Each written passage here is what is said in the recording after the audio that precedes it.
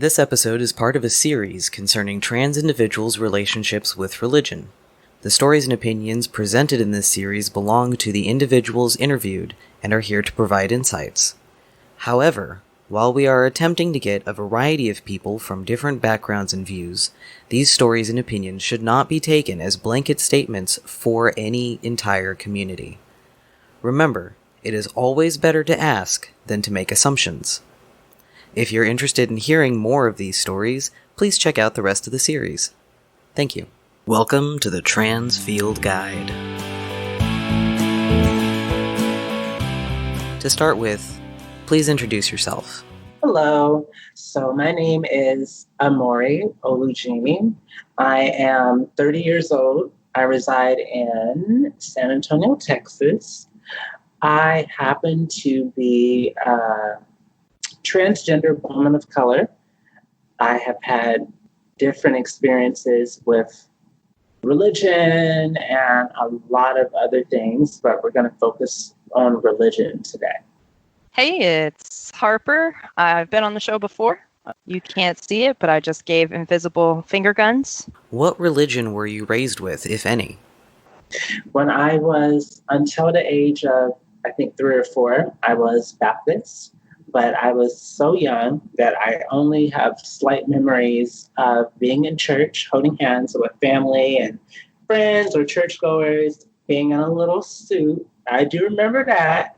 And seeing my brother in maybe his own little suit or whatever, and we were like swaying and so forth. Don't remember much about it. But what I do know is after my family officially left being Christian, my mom had been Baptist. She left my biological dad and ended up being with my stepdad, who was a Jehovah's Witness. And apparently around the time that they met, when I was about 3 or 4 or so, around that time they were reconsidering how they thought about Western religion, and they ended up choosing to officially no longer be Baptist or Jehovah's Witness. Now, even though that's what they said, the fact of the matter, as far as I'm concerned, is it's very hard for the lessons that you learn from religion to actually fully be rejected from your life, because it really helps form a person into who they truly are. And now that I'm 30, I'm not in denial anymore about seeing some of the connections to religion and some of the attitudes my mom and stepdad do kind of sort of still have. So I guess there's been religious elements I've been raised with, even if we weren't necessarily saying that we were Baptist or that we were Jehovah's Witness or Christian. And we actually did go through a time period of exploring other possible religions. We did go through a time period trying to figure out what would fit. My parents were kind of go to church on Sunday, not Sunday, go to church on Easter and Christmas kind of people. Like, we didn't really, there wasn't a huge thing about religion in my house. My Nana, who like raised me when I was younger, she lived with us for a time, and she was Baptist. And every time I went to go visit her out in Arkansas, I would go to like Vacation Bible School and go to church on Sunday and stuff like that. So, I mean, I guess you could say Baptist, but like, I mean, we also went to like a Methodist church. It's just kind of like all over Christianity. Yeah. What religion do you follow currently, if any? It's a tricky thing for me because I call myself an agnostic. I cannot claim to think that there's no God or God force creative energy, but I'm not sure if there is such a thing, because I'm a skeptic, I gotta be honest. I'm not saying there's not, but if there is, I'm not sure if it's something that we can quantify in a way that many religions would explain. I'm not sure if such a being is even masculine, feminine, quote unquote man, woman. I'm not sure if it's something that a human being would be based upon, as the Bible or Quran might imply. I hope I am saying this right about the Quran. I am somewhat ignorant, but the Quran, Judaism, and Christianity are not that different in many ways. There may be slightly different names, but they're not that different from my understanding, from my research. So perhaps God, if there is a God, or gods, is an alien. Perhaps it's a God like in Jehovah, like Jehovah. Perhaps it's Osiris and or Asar or Isis and that pantheon. I don't really know. But I am fascinated by the idea of gods, and I do love learning about the pantheon of gods in Egypt, India, the Orishas of Nigeria, and also in the Caribbean and South America, from that fusion of African, native or indigenous, and European religious spiritual traditions. I'm intrigued by all that, and I am intrigued by Wicca. So I don't fully rule things out, to be honest with you. There's been moments in my life which make me question being able to shut out anything which isn't like, quote unquote, a rational type thing. I can't cut out the belief that perhaps there is something, because I do get feelings about things that many times are right, actually. I do get feelings and readings about people that tend to be right if I listen to them. And I don't know if that's because of just paying attention, using common sense. I don't know if it's psychic phenomenon. I don't know if it's like a guardian angel or something. I don't know. I'm open. I haven't found my quote unquote spiritual home. And I'm not sure if I need to find a spiritual religious home, because I can see something in a lot of religious or spiritual systems that could be positive, negative as well, but with positives, I don't know. I don't know if I can fully rule it out. Well, I've been a practicing Buddhist for probably about 4 or 5 years now. And I mean, I guess you could call me a pagan, because that's pretty much anything that's not an Abrahamic religion, which is like Christianity, Jewish, Muslim, and I also practice witchcraft, which kind of plays into my religion some. What caused you to switch from the religion you were raised with to the religious views you hold currently? Oh my, I think it has been an interesting journey. When I was about 3 or 4, when my mom and us were Baptists, I don't remember my mom having us pray and do a lot of stuff like that at home, but we did go to church sometimes. So my mom wanted us to know about it. When we ended up leaving being Baptist and leaving being Christians, officially I say, because as I mentioned, some of the lessons from being a Baptist or a Christian of any sort don't fully go away from many people. So my mom did have some beliefs that still stuck around. I'm sorry, I'm getting a little sidetracked. You mentioned where my journey. Okay, I'm getting back to it. Okay, so after that, there was a time where we considered being Muslims. I actually was taken to a mosque with my mom and with my stepdad. The reason we ended up not choosing to become Muslim, a lot of it had to do with the particular mosque we went to. Did not really like that I brought a science book with me. Of all things, it was a Charlie Brown science book about astronomy, I believe. And they actually got very upset that I brought that. And I believe that was what the book was. And along with that, my mom did not like how the genders were divided up. The women were expected to sit literally on one aisle of the church. The mosque. And my brother, my stepdad, and me, because I was raised male for most of my life until I was like 19, when I started really rebelling against that. And in 21, when I officially transitioned and was like, okay, I'm a woman. I wasn't like not thinking I was genderqueer or whatever. I did not find a religion that stuck with me, but I was intrigued to know about different religions, spiritual systems. I considered being a Buddhist at some point, but what really kind of turned me off was knowing how different cultures, like in Thailand, for example, they view transgender people through the lens of Buddhism, and who knows what else that may lead them to say what I'm about to say.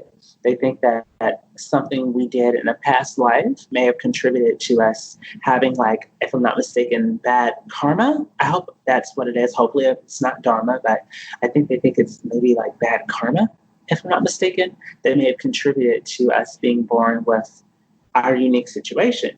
And because of my logical side and understanding societal pressure and colonization and many different things, I think that I don't know if that's what they would have thought before colonization.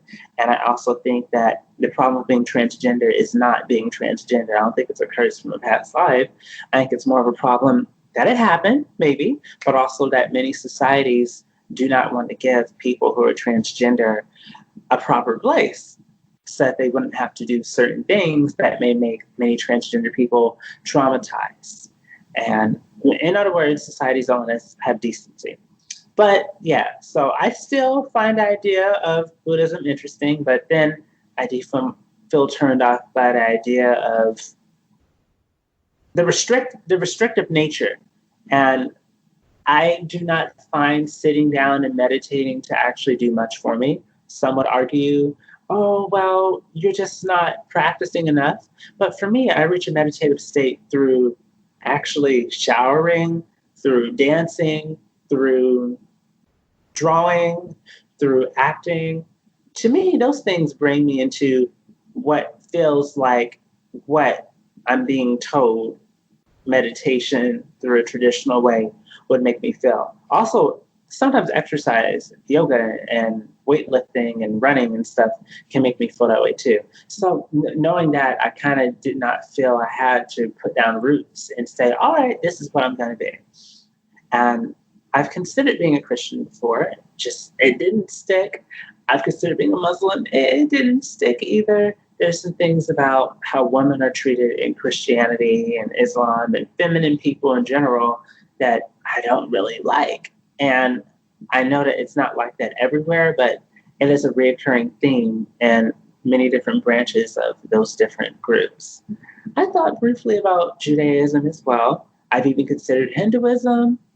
I've considered Santeria, Macumba, Candomblé, those different fusions of Yoruba, Orishas, the different deities that represent different things like the ocean or definition or warrior. I've considered a lot of things. I've even considered praying to Isis, praying to Osiris. But I don't know, maybe it's okay to look at a bunch of different things and maybe every now and then, maybe think about something, maybe do a prayer, even if I'm not sure if it's going to do anything. Maybe it's okay to look at many different things and see value and maybe pray sometimes or think or whatever, and I don't have to necessarily be subscribed to anything. So yeah, that means to this very day, I still have not put down roots. I was considering being a member of Metropolitan Community Church in San Antonio because it's very LGBTQ friendly, and a lot of people there are very friendly, but I did feel disingenuous when we would say, every little prayer is to our God. I did feel disingenuous because I was like, I don't know. Is this my God? I don't know. So I ended up no longer going, which I think kind of made me disappointed some of the people there because I was going through a hard time and they probably thought I wouldn't be able to find a way without that as my anchor. But I don't think I need that necessarily as my anchor. I also wanted to mention with my family, I didn't realize until this year that my family was serious when they said they're animist. So my mom and stepdad, they believe in the power of praying to your ancestral spirits, looking to them for guidance or strength, maybe more so strength. I'm not sure what their connection is to ancestral spirits, but I think that is a pretty harmless thing. I think that's actually an admirable thing.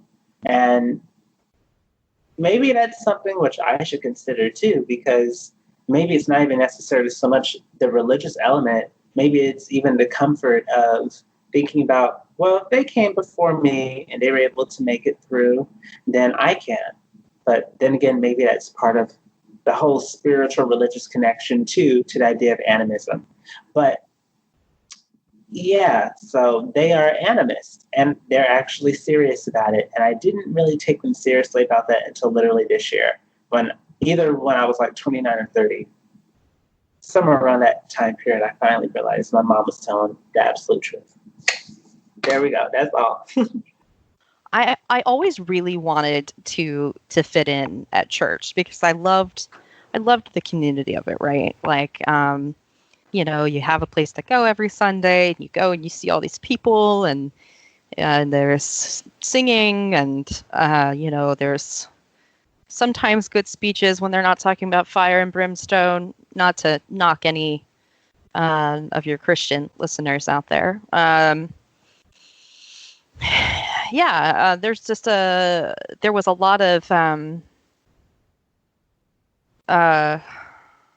you're gonna have to cut out all these ums and uhs because I'm just having a day over here. Sorry. Totally fine. Going from Christianity, well, like I guess pseudo Christianity. I mean, I didn't have really a firm grasp of religion until I was much older. To being pagan, it was kind of a slow descent into being a heathen. I always really liked the community of church and the people, and and singing and sometimes good speeches, inspiring things anyway. And I really liked it, and I really wanted to believe in the Abrahamic God, so to speak. I mean, and it just, for some reason, it just felt out of place. Like something just didn't feel right. I mean, I'm going to use like the sweater description a lot of people use for gender, which is like, it's a sweater.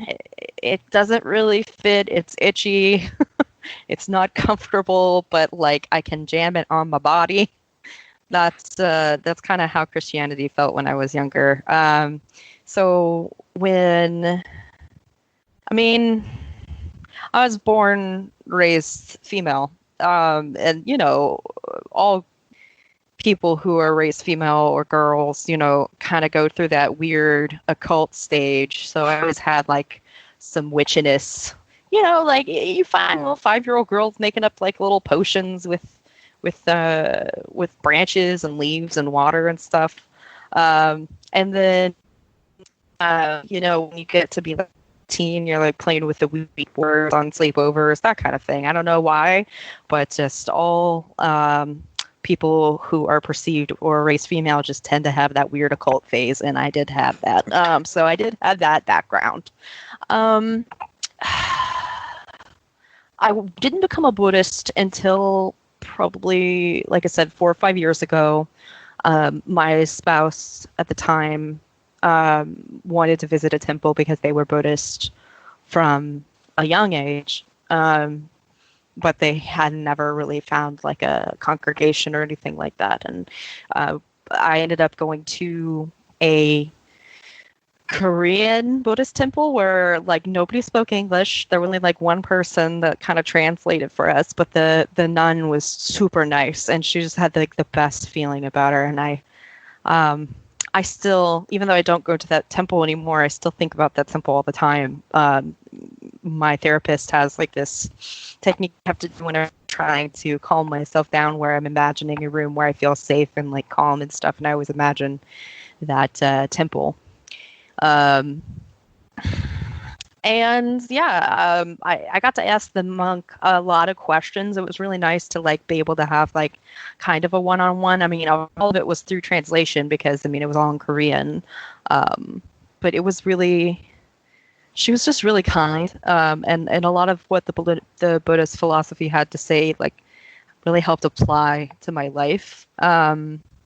We went there for a time, and then it just got really hard to go because it was out of our way, and so we didn't go there anymore. And then we went to like a Buddhist meetup for a little while, and again, kind of life gets in the way, I still practice on my own. I meditate. I have my own little shrine in my bedroom. But yeah, that's that's about the long and short of it. Recently, I I just kind of embraced my witchier side and got into witchcraft, and so Buddhism does like have the more mystical parts of Buddhism has like its veins in some of the witchcraft I do, some of the, like the meditation and stuff like that I do through witchcraft. So, yeah, that's my spiritual life in a nutshell.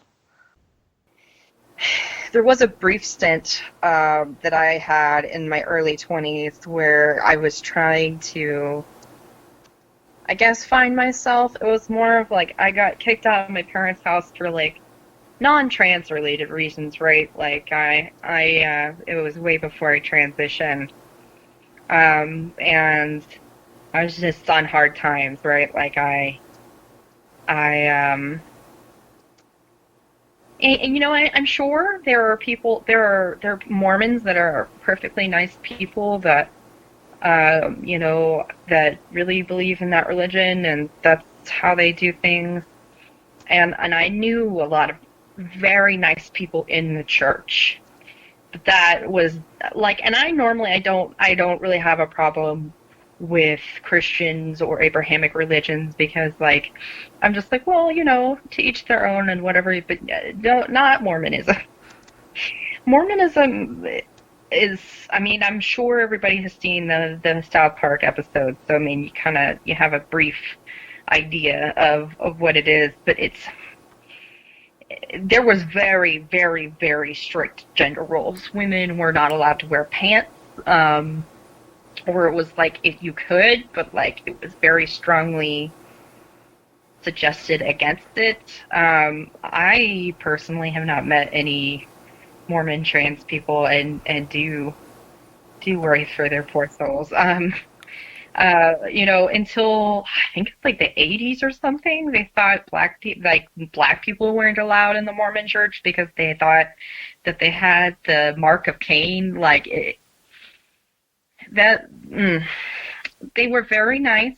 I was in a very vulnerable place, and I think they kind of took advantage of that. They were like, "Oh, you know, do you have time to listen to our, you know, the usual? Do you have time to listen about our Lord and Savior Jesus Christ?" And I'm just like, well, I mean, I have never really identified with regular Christianity. What's this flavor about? And you know, I don't know if I particularly believed in the religion so much as wanted the community, because that was one thing that was really great about uh, being around the Mormons is they, you know, as long as you're following all the rules and everything like that, they take care of you. Like, I mean, they were going to try and set me up with a job and a roommate and all kinds of stuff. And I mean, I was even baptized. And what kind of like finally drew the line for me as getting out of that was I stopped being friends with some people that originally got me into the church, and then also um, their treatment of gay people. I mean, I knew I was at least bisexual at that point. I'm pan.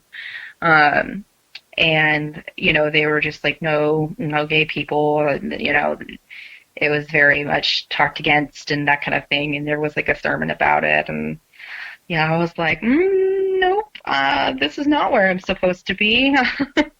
Because like I knew for sure that I couldn't at least tell myself that I couldn't lie to myself that hard, you know. I couldn't tell myself that I wasn't attracted to just men, you know. You know, I was attracted to women, and that's later that I found out I was attracted to everybody, you know. So, and in the church, that's a big no-no. So, yeah, that was my brief stint in the Mormon church. Do you feel that your views on the religion you were raised with have differed since discovering your gender? So, Southern Baptists, particularly, which is like kind of the most I had the interaction with, are, especially in the South in America, are particularly nasty to trans people. So while I don't practice Abrahamic like Christianity before anymore or anything like that, there are like quote unquote good Christians out there, and just like there are quote unquote bad Buddhists. Buddhism has this saying that even Mongolian horse thieves are Buddhists, which means like, the dogma of your religion doesn't make you a better person, and it's what you do with it makes you a better person. So I wouldn't say that I had a nasty taste in my mouth. I sometimes wary of very religious Christian people just because of the animosity that a lot of Christians have shown trans people. But the religion as a whole, like, is no different than, I don't know, like like Hinduism is to me, or Jewish people, or it's just a different religion.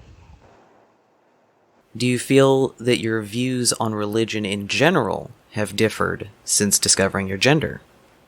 Honestly, throughout the board, I've been aware that I was different for a very long time. So even if I wasn't ready to admit that I was a woman or there was a block about that, I knew I leaned very heavily towards women and I felt connected to women. And I would secretly look in the mirror and see a woman looking back at me a lot of the time. So knowing that at the back of my mind, even when I thought maybe I could just be maybe a gay or bi male, even when I considered that could be an option, even then, there was always something about me that made it hard for me to just subscribe to a lot of the religions. Like, even if I said, oh, I think I'm straight, like, to this day, I mean, I went through I'm a straight trans woman. I'm going to call it phase, but I now know for real I'm bi. And I've been bi all along, bi, pan, whatever. That hasn't changed. But essentially, there was always something that made it hard to really dive into a religion and really stick with it. And I hope I'm still on topic, but strangely enough, to be real with you, when I had not started transitioning yet, I was not really faced with people being in my face about telling me to convert. And I was not faced with people questioning why I was doing what I was doing.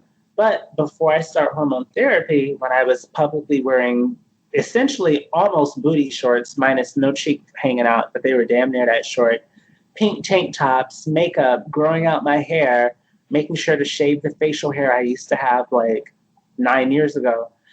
When I was in that part that made me either look like a really, really fit woman to some people with very low body fat, or they were like, that's a man dressing up, or I don't know what that is.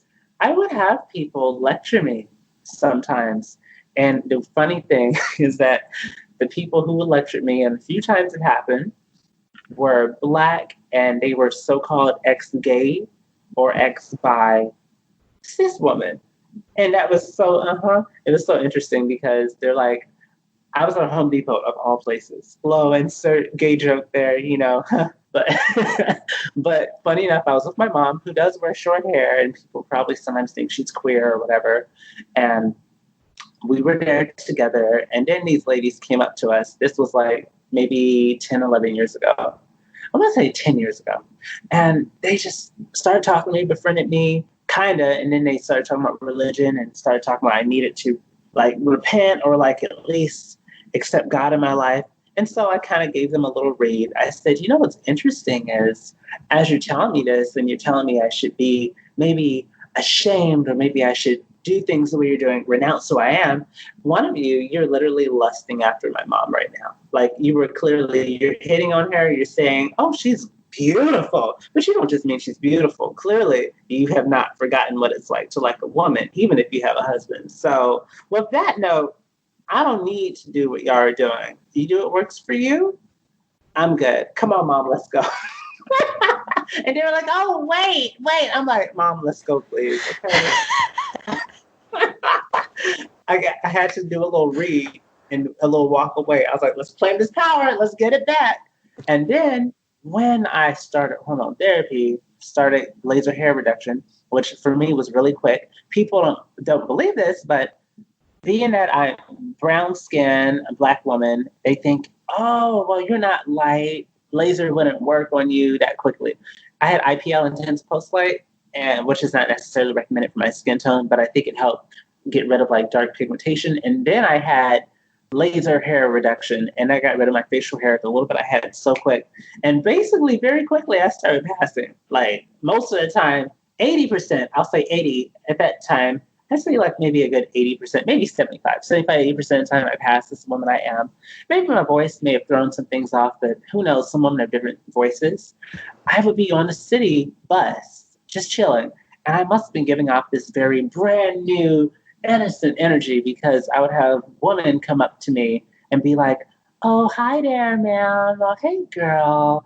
Are you looking for a church home? And it was so interesting because I had never in my life had anyone come up to me, ask me if I was looking for a church home. So I'm like, huh. So I go from either being ignored about religion to being persecuted to an extent or being mocked to an extent to now, oh, you should join our church home. And now they're trying to include me in the fold. Like, oh, come on in, sis. So it was very bizarre. I did not do it. I even have had like a preacher, this is white dude, older white dude. I think he liked the younger woman, maybe black woman in particular.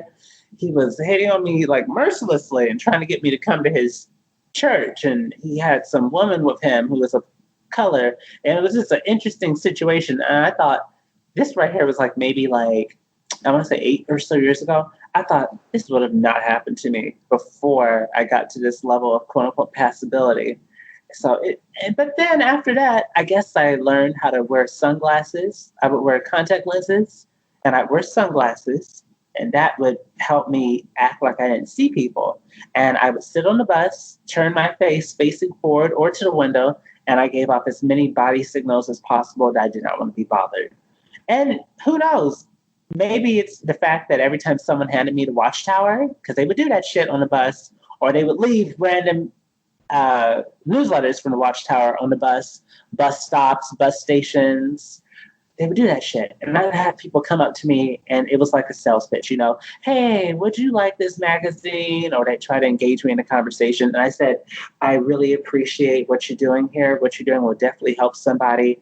My own beliefs are different than this, but I support you reaching out and trying to help people. I appreciate it so much, but this is not what I need for me.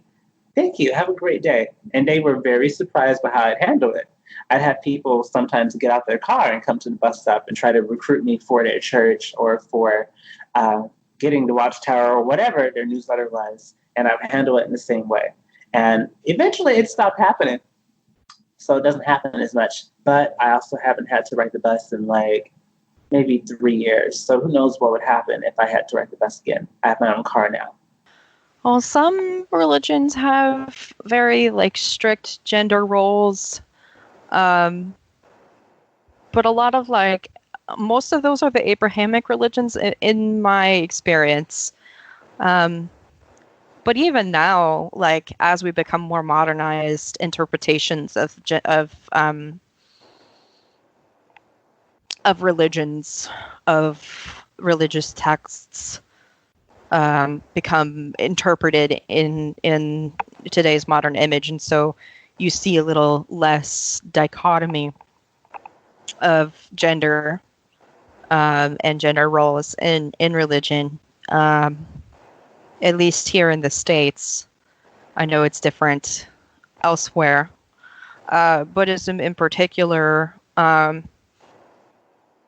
would say, I guess, that all ideas of ego and identity are kind of not useless, but they're an illusion. So it's just I'm trying really hard to sound not mystical here because it's not really woo woo. It's more of there's this true Buddha nature that you have, and anything that you identify with in this body in this lifetime is just kind of illusions and of your ego. So, I mean, as far as Buddhism goes, that would be my contribution as far as gender is. Yeah, there's not a whole lot of at least in more modernized Buddhism, there isn't a whole lot of gender. I wouldn't say inequality. There's always gender inequality, but there's not a whole lot of like nastiness towards trans people. I think that most Buddhists are just like people are people are people. I don't give a shit what you think.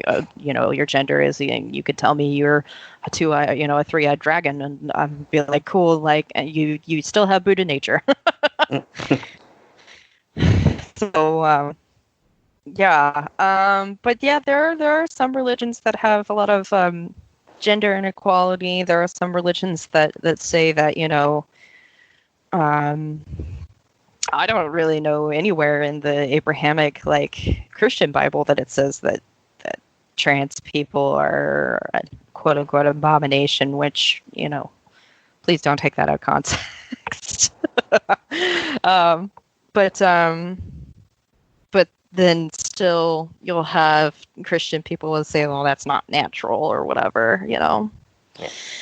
Again, not to knock any of your Christian listeners because, hashtag not all Christians, it's what you, like I was saying, it's what you do with the religion rather than, the dogma making you a better person. You use the dogma to become a better person rather than the other way around. So.